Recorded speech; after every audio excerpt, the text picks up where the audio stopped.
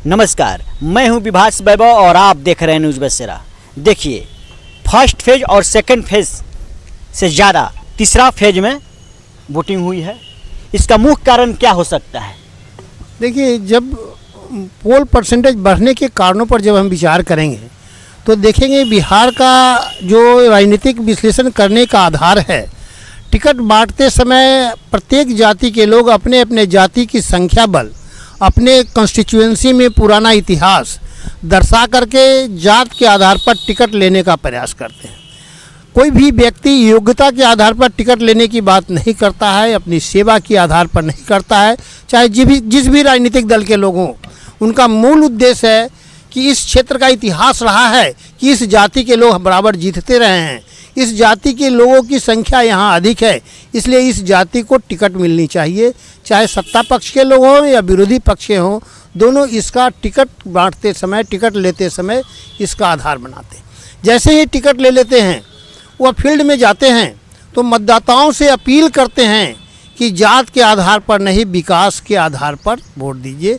मैं विकास पुरुष हूँ, मैं विकास युग पुरुष हूँ और मेरा जो है विकास के काम को देख कर वोट दीजिए। और यह बात कहते हैं, लेकिन हर टोला में, हर गांव में जाके जातीय बैठक करते हैं और जात के लोगों को हम नहीं कहेंगे ऑबलाइज करने का प्रयास करते हैं और उनको मोटिवेट करते हैं कि दूसरे जातियों को बहका करके या फुसला करके या समझा करके वोट अपने पक्ष में करें। यह उनकी रणनीति रहती है जातीय समीकरण का संदर्भ में। और मतदाता बेचारे कन्फ्यूज रहते हैं, वह जो भी हो। अब हम जब महसूस करते हैं, जब इस बात को महसूस किए तो हम जब ऑब्जर्वेशन किए बहुत से गांव का, बहुत से क्षेत्र का, तो हम पाए कि जात के आधार पर भी पोलिंग परसेंटेज बढ़ता घटता है। जैसे जिस क्षेत्र में मुस्लिम आबादी अधिक है धर्म के आधार पर, वहाँ पर देखा गया है कि पोलिंग परसेंटेज स्वतः भागता है, वो अधिक से अधिक वोट देते हैं। जहाँ सवर्णों की संख्या अधिक है वहाँ पर परसेंटेज ऑफ पोल अधिक होता है। जहाँ पर जादव की आबादी अधिक है वहाँ पर भी देखा गया है कि परसेंटेज ऑफ पोल अधिक होता है। उसी तरह जो जहाँ पर अगर और इसके अलावा भी और जातियाँ हैं, उन लोगों में कंपैरेटिवली परसेंटेज ऑफ पोल कम देखा गया है। और बिहार की राजनीतिक में जब हम महसूस किए और बहुत से गांव का जब सर्वे किए कि ये गांव पर्टिकुलर जात का है, यहाँ से कितने लोगों को वोट पाया, तो मैं महसूस किया कि बिहार में कुशवाहा एक ऐसी जाति है जिसका पोलिंग परसेंटेज बहुत कम है और जहाँ जहाँ उसकी आबादी है वहाँ वहाँ प्रायः कम पोलिंग है। तो अभी जो पोलिंग परसेंटेज बढ़ने का कारण है, आप पूछ रहे हैं, तो इसका कारण मैं यही बता रहा हूँ कि अब जिस क्षेत्र में अभी 5 क्षेत्र में पोल हुआ है, वहाँ पर या तो मुस्लिम की अधिक आबादी होगी, जादव की अधिक आबादी होगी और फिर जो है सवर्णों की अधिक आबादी होगी, वह 100% है। बाकी कुछ लोग जो पोल नहीं देते हैं, वोट नहीं देते हैं। अब जैसे मधेपुरा के कुछ गांव में अब देखेंगे कुछ लोग ऐसे लोग हैं कि वोट दे के क्या होगा, कोई जादव ही ना जीतेगा, इसलिए वोट नहीं देते हैं। उसी तरह अन्य क्षेत्र में भी हम महसूस किए कि मेरा तो कोई कैंडिडेट नहीं है, घुमा फिरा के तो वही लोग नहीं जीतेगा, छोड़ो वोट देने नहीं जाते। तो परसेंटेज ऑफ पोल कम होने के कारण कुछ जाति का ट्रेंड है वोट अधिक देने का, कुछ का अधिक है।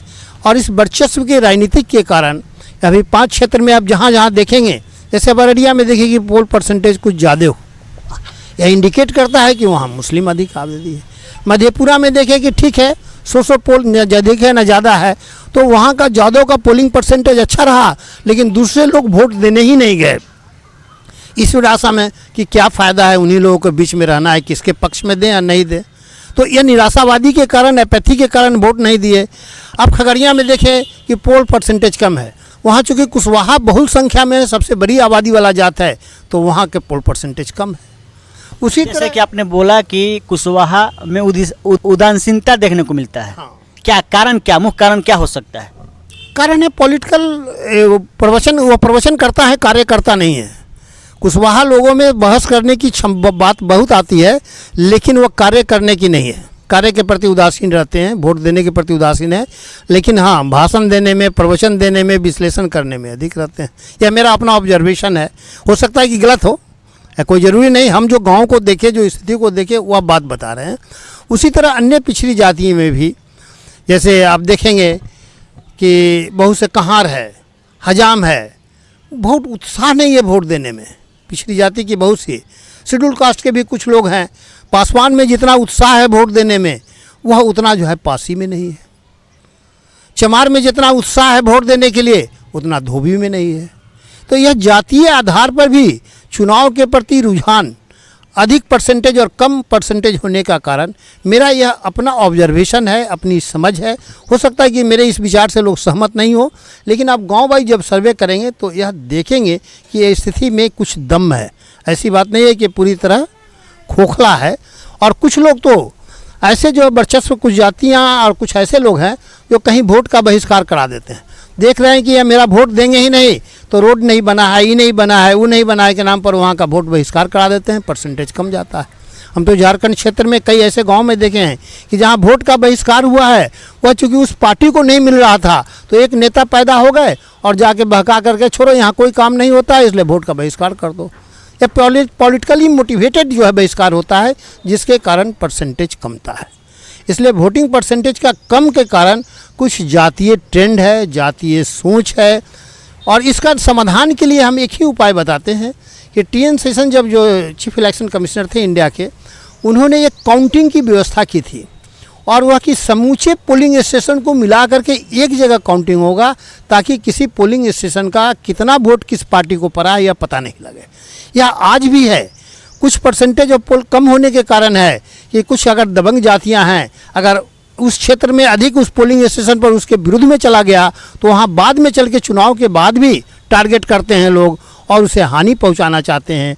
इसलिए हम इलेक्शन कमीशन से भी मांग करते हैं कि अगर चुनाव का परसेंटेज वो बढ़ाना चाहते हैं तो कम से कम पोलिंग स्टेशन वाइज काउंटिंग को समाप्त करके समूचे पोलिंग स्टेशन की वोटर्स को एक जगह मिला करके काउंटिंग करें ताकि किसी पोलिंग स्टेशन पर कितना वोट किसको पड़ा यह पता नहीं लगे और वह एरिया किसी पार्टी के समर्थित है, किसी जाति के समर्थित है, यह ज्ञात नहीं हो सके।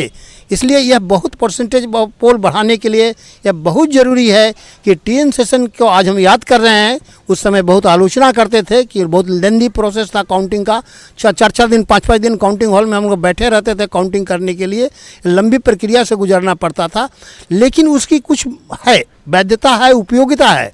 आज भी पोलिंग स्टेशन को सभी को मर्ज करके अगर काउंटिंग होगा तो कुछ लोगों में चुनाव के प्रति उत्साह बढ़ जाएगा और वह पोलिंग स्टेशन पर चुनाव करने जाएंगे। अभी भी कुछ लोग डरते हैं कि मेरा इस पोलिंग स्टेशन में मेरा बूथ है, यहाँ पर अगर किसी पार्टी को एक भी वोट नहीं मिला या किसी से कोई ऑब्लाइज हैं और एक भी वोट नहीं दिला सके तो उनको दंडित किया जाएगा। तो इस भावना के कारण भी पोलिंग परसेंटेज घटता और बढ़ता है। मेरा ऑब्जर्वेशन इस संदर्भ में यही है और इलेक्शन कमीशन से डिमांड है कि सभी पोलिंग स्टेशन वाइज काउंटिंग को समाप्त करके सभी पोलिंग स्टेशन का वोट मर्ज करके कम से कम असेंबली कंस्टिट्यूएंसी वाइज भी निकाला जाए ताकि लोगों को डर भय नहीं हो, चुनाव के प्रति उदासीनता नहीं हो और इस माहौल में परसेंटेज ऑफ पोल बढ़ाया जा सके और लोग सुकून से, शांति से फेयर और निष्पक्ष पोल कर सकें। चलिए, अभी सुन रहे थे शिव कुमार सिन्हा जी को। चलिए फिर मिलते हैं अगले वीडियो में, तब तक के लिए जय हिंद।